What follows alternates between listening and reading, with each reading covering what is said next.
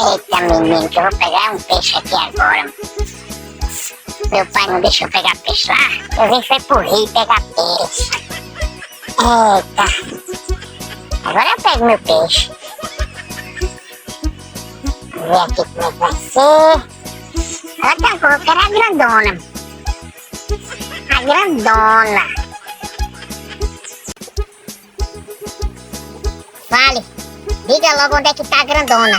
Vale Diga onde Deus. tá a grandona. Se eu disser, eu vou poupar a sua vida.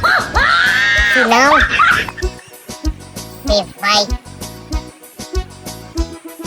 ser preso.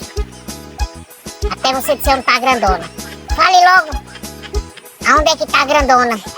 Que diabo é isso?